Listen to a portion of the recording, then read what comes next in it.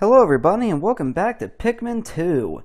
In the last episode we began exploring the perplexing pool and discovered yellow Pikmin. Got a couple treasures on the surface, and then we dove down into the Citadel of Spiders, continuing on sub-level 3. Okay, we got the introduction to electrical hazards, so I'm actually just gonna bring the yellows with me. Because electricity is by far the most dangerous hazard in this entire game. Why? Well, anything that is not yellow, any non-yellow Pikmin, will be killed instantly by electricity. It is that dangerous. These enemies right here are anode beetles. If there are two more of them, they can make an electrical current between the two.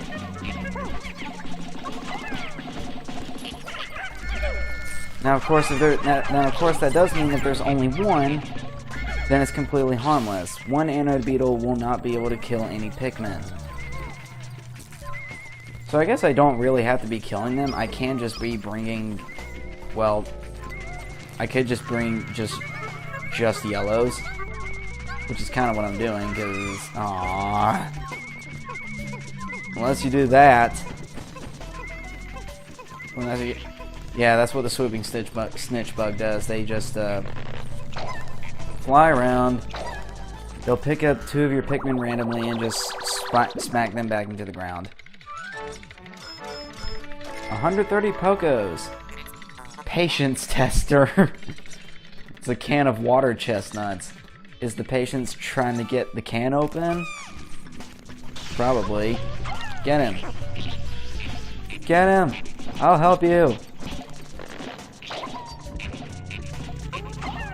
You guys have fun with them.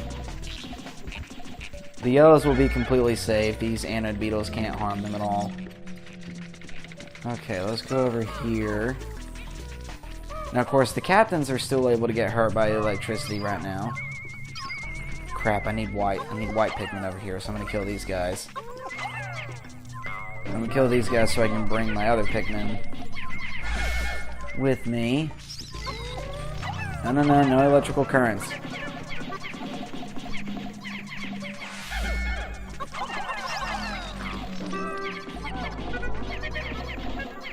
I think I heard the Pikmin scream in the distance when they were getting picked up by the swooping snitch bug.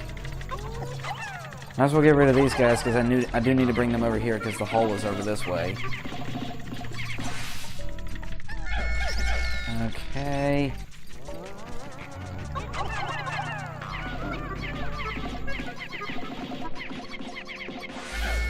Okay, and there's just one anode beetle left.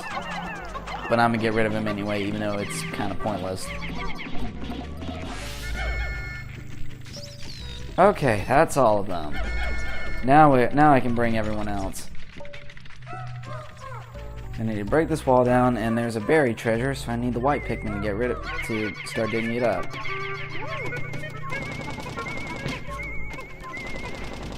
Alright, sure, you guys carry that thing back. Start digging! Ah!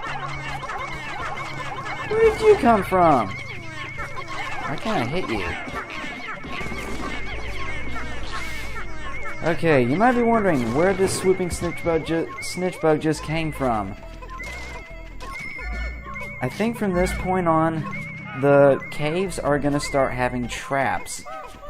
At just random points, whether you're digging up a treasure or going past a certain spot in the cave, a random thing will spawn. It can be an enemy, it can be a boulder falling from the ceiling, or it can be a freaking bomb. And that's not a joke.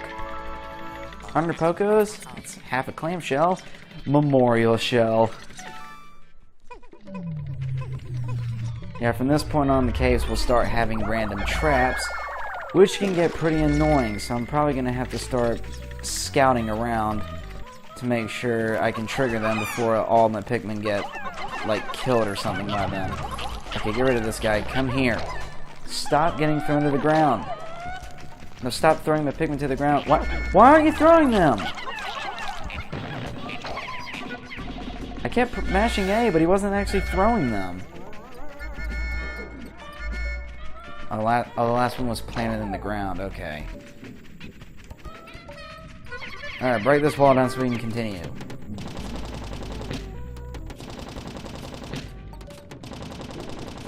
That was fast. Okay.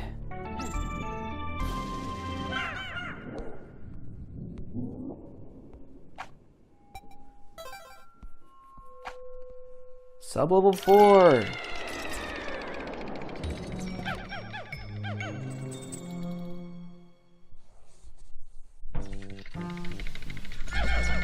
Okay. When I said for scouting out for traps... Oh, hello. An ivory candy pot bud. I can get some more white Pikmin. That'd be good, because I think I only have 15. Right? Yeah, I only have 15. Okay, so reds. Nice. Got 5 more white Pikmin.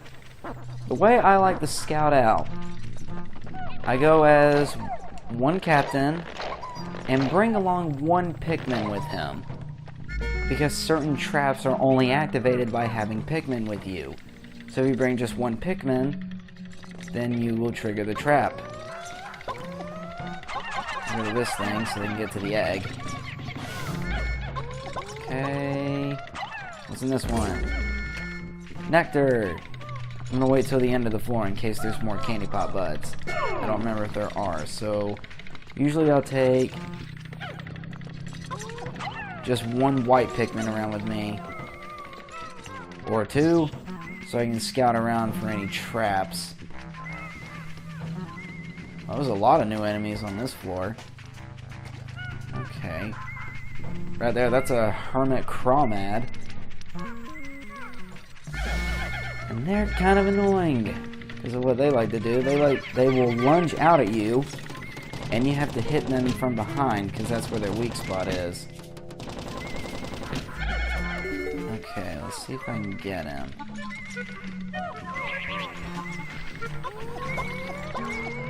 Alright, stem with purples, get him. Nice. Oh, cool, and he had a treasure.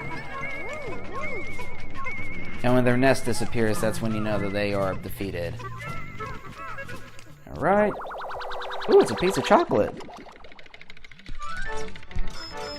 15 Pelcos. King of sweets. I agree with that. I do agree that chocolate is the king of sweets. Chocolate's definitely the king of sweets. I will definitely agree with that. Okay, where's the next treasure? Along with the traps starting to spawn, this is when the caves start getting a bit longer and more complicated. A lot more dangerous considering this floor. This is when you start being more... You freaking punk! That's not fair, he was right behind the wall. Ah. Intriguing, the creature showed symptoms of poisoning after consuming the white Pikmin. Perhaps white Pikmin excrete a poisonous substance when chewed. How fascinating. That was not fair. Really? He was right behind the wall? I couldn't see him. Ah. Well, I guess that's another thing. He happened to eat a white Pikmin. Enemies that will eat white Pikmin will get poisoned and lose a good bit of their health. And a lot with smaller enemies, they can actually insta-kill them. Man, that sucks. Come on. I'm actually pretty angry about that now. Wow. No. No, come on. Really? Okay, I guess that one was really my fault, but dang. No. Bitter spray.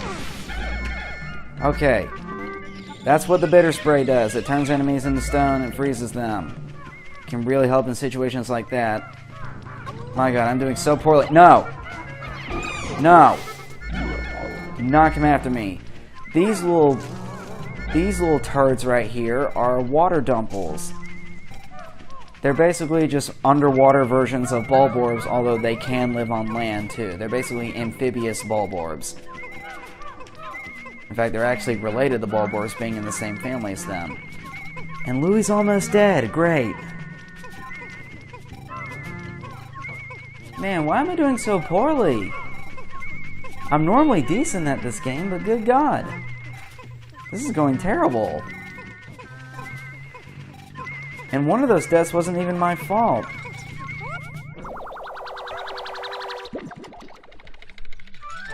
Oh, it's a puppy. 70 Pokos. Time capsule. Oh, look at a little puppy. Okay, puppy makes me feel better. Really? There's still more treasure? Where? I'm actually scared to go find it now. Okay. Oh, is it in here? Ah, it's in there. Okay. Come on.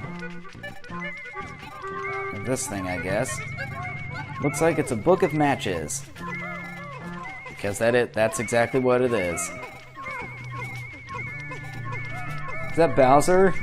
It's Bowser! These are Bowser brand matches. And keep in mind, all the treasures in this game are real products. It's actually got a match in it left. 10 Pokos. Flame of Tomorrow. Bowser Breath brand matches. Telephone 555 Troopas. Okay, that's pretty cool. Okay, finally, all the treasure. Let's get... Oh my God, it's flowered back up.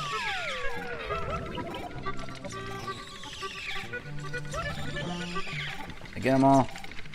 Nope. No, there's still one leaf. Okay. Okay, you guys stay here. I'm gonna go here by myself. So that's safe. Safe. I use that term lightly. Okay, hopefully I can get through this without any more deaths.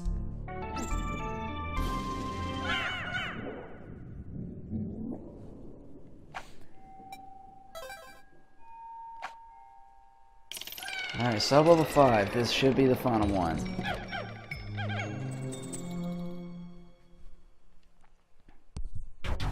Yep, okay. Thank God. Almost done with this. Louie's almost dead, so I need to be really careful. Oh, I forgot to mention. You notice when Olimar died in the last episode, he's gone. You don't have him until you get back to the surface. Actually, you don't have him until the day ends. You don't get him back till the next day. If both captains die, the day just automatically ends. If you're in a cave, you automatically leave the cave and the day is over. So yeah, if you lose one captain, you want to be very careful. Because if you lose the other one, then it's basically just game over. Got a buried treasure right up here. It's a diamond. It's a legit diamond. I bet this thing's got to be worth a lot. It's a freaking diamond. Come on, dig it up. Dig it up. Alright, let's get this thing back. That room doesn't look very friendly. A big old spider web.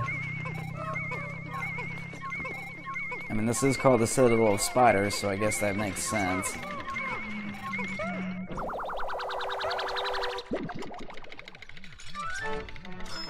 Oh, it's just 100 Pokos? Come on. Regal Diamond. Alright, that's not the only treasure, because of course we have the boss fight. Okay, I'm going to bring only yellows with me. I'm actually going to get rid of the leaf one so he doesn't slow me down. Alright, here we go.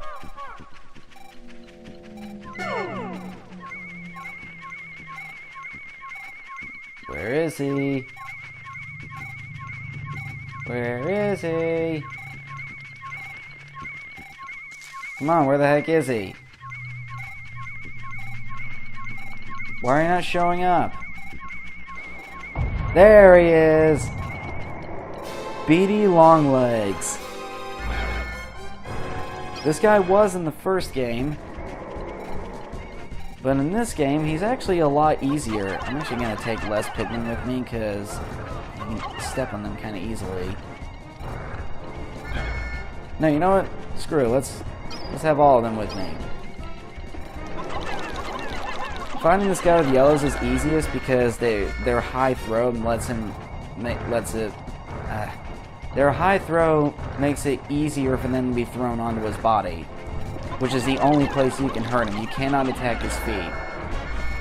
I mean, you can attack his feet, it just won't hurt him at all. The only way he can kill Pikmin is by stepping on them. So if you just avoid his feet, then you should be fine. If you stand underneath his body, then you're generally pretty good. Now in Pikmin 1, this guy was a lot harder. I could have kept going. In Pikmin 1, this guy was a lot harder because his stepping pattern was a lot more irregular. Plus, he had a lot more health, so he took a lot longer. But he's pretty easy in this game. He's kind of a joke in this game, actually. But he's done. Now I can finally get out of this place. It's a giant key! Sweet victory! That giant insect's body has crumbled to dust. I am quite relieved to know I won't have to store such an enormous bug. Analyzing soil samples. Anomaly detected. What's that glittering widget? Fun fact about this key here. This is actually the key that is used to access the secret levels in Super Mario World. You know, in Super Mario World, there are some levels where Mario is able to grab a key and there's like a keyhole in the levels to access secret stages. Well, that's the key that's used. And it's kind of neat that the ship says anomaly detected because it's from a different game. 100 Pokos? The key. Quite how original name there. This object seems familiar. I will combine it with the President's parallel dimension controller. Why does the President of the company have a parallel dimension controller? I think we should be more concerned about that. If he has that, why is he in such massive debt? Can you imagine how much he could sell that for? Okay, forget it. Alert! Sensors indicate a massive dimensional shift at a distant location. I'm receiving a message from a far-flung dimension. Displaying the message now. Challenge mode can now be accessed from the title screen. It appears to be total gibberish. Hopefully the message has reached its intended recipient. I will name this apparently worthless device the key. Challenge mode has now been unlocked. Challenge mode is basically just a set of stages, kind of like the caves, with a predetermined amount of Pikmin. And basically you just get through it as fast as you can, collecting all the treasures you can, with having the least amount of Pikmin die. It's basically just the caves, but on a time limit. And it's actually kind of fun. It is to me, at least. I find it pretty fun. I might do it, actually. Who knows? Okay, 816 Pokos, but 2 Pikmin were killed. But hey, we got it. Got a lot of treasure, so it's all worth it, right? Frankly, I would prefer to have no Pikmin deaths, but oh well. And we're back, and the countdown should still be going. Yep. 40% of debt recovered. Oh, hey, Olimar. How you doing? Oh, he's passed out. Okay. Well. Yeah, we enter the cave when the countdown was going, and we come back out. It's so weird how literally no time has passed while we're in the caves. It literally does not make any sense.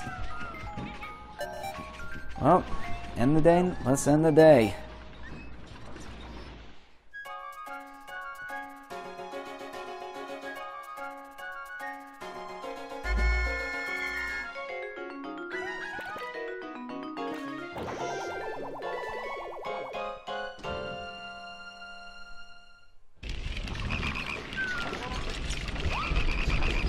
Hey, don't attack us.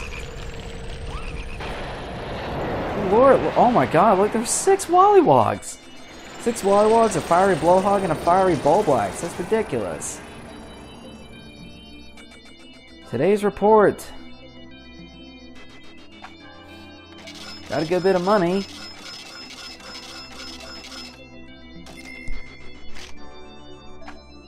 Oh no. Oh wow, still raised numbers, but I had quite a few die. 6 deaths. Well, they all perished in the heart of battle at least. Man, that really sucks. It's not terrible though. Oh my god, his face. Olimar, terrible news. I thought I went to Happy Hocotate Savings and Loan, but it seems my loan came from the shop next door. All devouring black hole loan sharks. Oops. Well, that sucks. You might want to go hiding for a while. Okay, but that was day 4. Went to the perplexing pool. Got a couple of above-ground treasures, found the yellow Pikmin again, and completed the Citadel of Spiders. Alright, now let's check out the new treasures we found. Oh boy, there's a good bit of them. The Love Nugget. This tasty red snack isn't quite a fruit, but doesn't seem like a vegetable either. Ha ha, yeah, the joke whether a tomato is a fruit or vegetable. It's a fruit, by the way. I've analyzed it extensively, and it appears to be releasing stimulating pheromones. Maybe I should feed it to my wife. What? It's a tomato! Maybe it works differently for Hocatations? I don't know. King of Sweets. I've discovered a complex series of underground tunnels beneath the perplexing pool. It seems that I can't walk 10 steps without discovering something previously unheard of. Making new discoveries nourishes my explorer spirit. As a reward for my latest scientific breakthrough, I think I'll eat this grand sweet. Alright, the Memorial Shell. I've observed several species of shell-dwelling creatures inhabiting the perplexing pool. One of these feisty beasts forms a spherical gem within the meaty depths of its shell. In a way, this gem could be considered this creature's life work. I consider my children my life's work. Aw, that's sweet. That's sweet. He loves his family. He loves his children. Alright, the Bowser brand matches. From the beginning of time, my people have searched for a perfectly clean, endlessly renewable energy source. Unfortunately, we've never found anything close to it.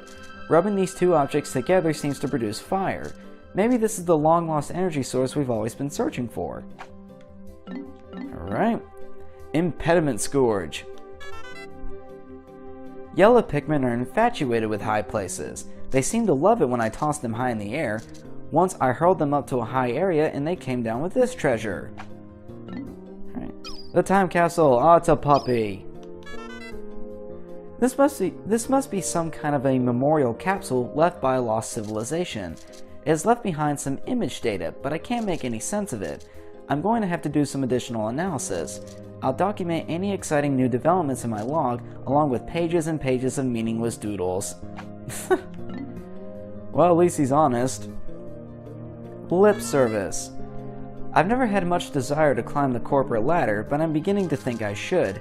Every year that my kids grow older, they get more expensive. Taking care of them is my most important duty. I should take lessons from the ship on how to be a high-pressure salesman. Then I'd rake in the cash. Don't get greedy, Olimar. Alright, Regal Diamond.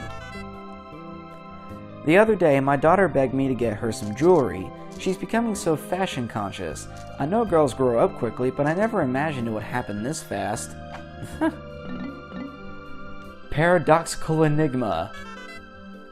I'm not just an intergalactic space captain, I'm also an artist. I see the inner beauty in everything. Some things other people call ugly and boring, I find intellectually stimulating and aesthetically pleasing. It's true, I'm sophisticated like that. Sure you are, man, sure you are. Patience tester. When I see a closed container, I cannot help myself. I feel like I must open it and see what's inside, but when opening it, it could lose its value. I guess I'll just have to use my imagination. Man, I've had that feeling before. See something closed, I want to open it. Alright, the Gherkingay, some Vlasic crunchy pickles. Staring at this symbol tantalizes my taste buds.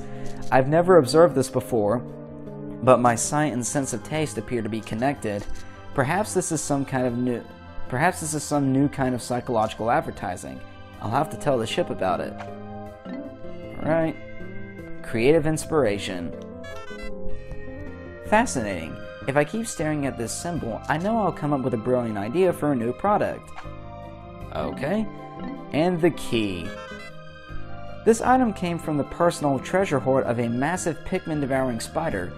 Okay, that's not true at all. The Beanie Longlegs doesn't even eat the Pikmin, it crushes them. The whole cave was crawling with all kinds of fearsome creatures. I decided to name that eerie cave the Citadel of Spiders.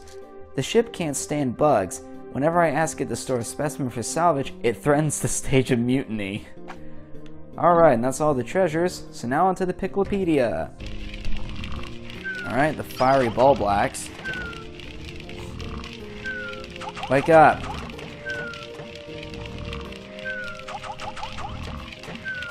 There we go. Alright, fiery Bulblacks, Oculus volcanus, grubdog family.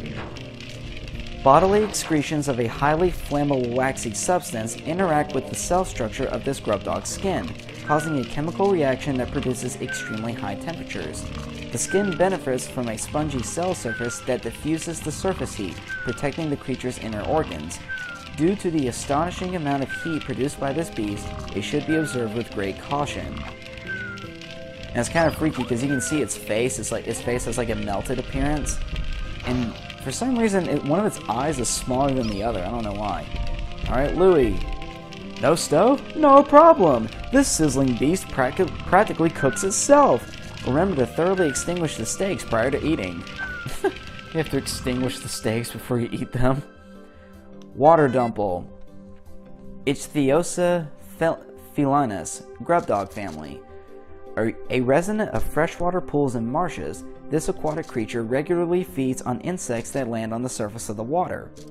It shares a nearly identical skeletal structure with its close relative and terrestrial cousin, the bulborb. This may offer clues to its evolutionary origin and suggest that it only recently immigrated to an aquatic habitat. Deep fry dumples without batter for all of the flavor with half the fat. Ah, healthy deep frying. Shearwigs. Oh, I hate these things. Himagia volaris, mandibular family. Unusual for their genus, flying mandibulars have retained their wings. However, only the adult males of this species can fly. Females of this species spend most of their lifespan underground. They do emerge for a period after maturation to spawn, but never metamorphose. Grate this beast into a zest and whisk with sugar, cream, and chopped dark chocolate for a lusciously indulgent mousse that's a true culinary coup de grace. Okay. Ah, what the heck? Ravenous whisker pillar? Okay. Ravenous whisker pillar. Lepidoptera pluckeus. Whisker pillar family. As this species of insect has only recently been discovered, fully mature specimens have yet to be collected. No molting or metamorphosis has been observed during the observation period, making it unlikely that mature whisker pillars will be encountered anytime soon. Based on active predation by Pikmin, it is believed that the whisker pillar's place in the food chain has not changed over time. Delicious skillet seared or sauteed with scallions and a red Genovese sauce. Yeah, I would never want to eat those things. Anode beetles. Scarabum electrodia, Scarab beetle family. This specimen is representative of an insect hybrid that uses electricity in addition to glycogen for its energy.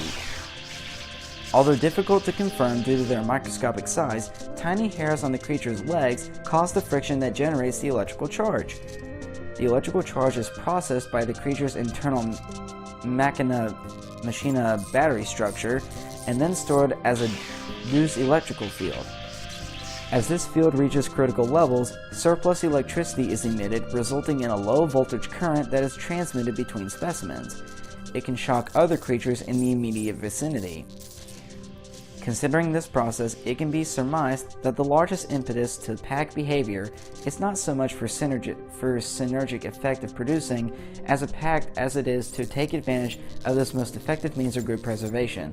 My god, that's a mouthful, good lord. Drain the electrical charge before boiling. Although it is possible to eat an anode beetle while it is charged, doing so may result in an unpleasant tingling sensation. Alright. Hermit Crawmad. Camabarus rustica. Crawmad family. Looking at the eyes... Hold on, let me get him out. There we go. Looking at the eyes and sickle-shaped legs characteristic of squillas, one would think this is a squilla relative. In fact, it is a relative of the hermit crab. This species, however, has migrated from seaside life in a shell and instead inhabits burrows in the ground. While its legs appear sickle-like, they are pincers that have evolved into a fin shape. This beast feeds on small creatures that pass by its lair, dragging them inside to eat them. Shuck from the shell, bake on high heat until crispy, then dip in a pot of melted milk chocolate, lip-smacking sweet. I don't think crab would taste good in chocolate. Alright, swooping snitchbug. Scarpanica kesperans. Scarpinid family. The scarpinids originally lived on the ground, sporting poorly developed vestigial wings. This species developed enlarged antennae that can be used as makeshift wings. Scarpinids are attracted by the sight of large groups of Pikmin in cavalry formation and will swoop down to seize them. However, scarpinids do not eat Pikmin, and they will drop any seized Pikmin after a short time. The reason for this behavior is unknown, but I look forward to future research in the area. So yeah, those wings that it has are not actually wings, those are actually its antennae, which is kind of freaky. Remove the wings, marinate a well-marbled steak for several hours in a chipotle marinade, then charbroil to perfection. Right, fiery dweevil. Mandarachnia napalmans. Dweevil family. Members of the Dweevil family are known for carrying objects of astounding size on their backs, then mimicking them. The fiery dweevil is one species in this family. Generally, this is a very gentle insect that feeds on grass nectars, but when faced with danger, the fiery dweevil ignites flammable internal gases, juts out its jaw, and spews scorching flames. As this clearly makes it a rather dangerous insect, it's best not to linger directly in front of it. The search for a gourmet, high-protein salad-topping alternative to bacon bits is over. Grind this spicy dweevil into tasty micro-chunks and toss them generously over your salad to add instant flair and flavor. Alright, yellow Wallewog. Amphicorus frodendum. Amphituber family. This magnificent specimen has the brightest gold coloration and the greatest number of lateral spots of any member in the Amphituber family. This species seems to have lost some swimming proficiency with the evolutionary adaptation that granted it greater jumping ability. The Amphituber inhabits aquatic shallows and shows an instinctive drive to jump upon and squash smaller creatures. Yeah, they definitely do have that drive. Beer batter and deep fry for a down-home flavor you won't soon forget. Well, I mean, people do eat frog legs, so I guess this one's not too out of the question. Skitter Leaf. Move around. There you go. Rus pseudoarbicans. Skitterling family. The skitter leaf is a relative of the pond skater that shed its wings and adapted to life on the ground. With no residual traits of its airborne past, the skitter leaf can neither fly nor skid across the surface of the water. The wings have since evolved into the leaf-like structure on its back, which serves to hide the skitter leaf through mimicry. It appears quite effective, as few predators can see you through this clever disguise. The superb amalgamation of juicy meat and leafy greens ensures that the skitter leaf will be the new spinach. Okay. Seeding dandelion. Pterozacum ventilus, dandelion family. It is believed that this plant produces tufted seeds with a parachute-like arm, which allows the seeds to ride gently on the wind. This increases the distribution range of the plant considerably. And I've seen too many of these things in my life. Dried, roasted, and finely ground, the root of this plant makes a passable coffee substitute. I wonder if that's true. Probably not. Shoot. Okay. Shoot. Unknown family.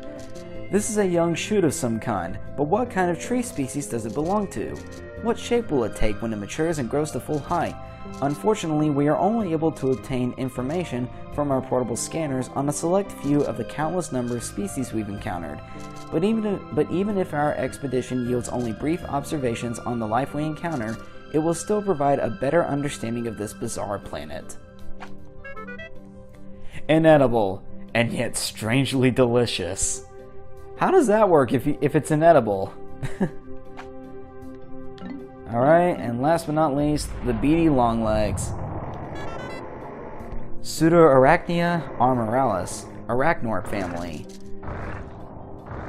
Although this creature is commonly associated with spiders, it is actually the result of a separate evolutionary life of insectoid creatures.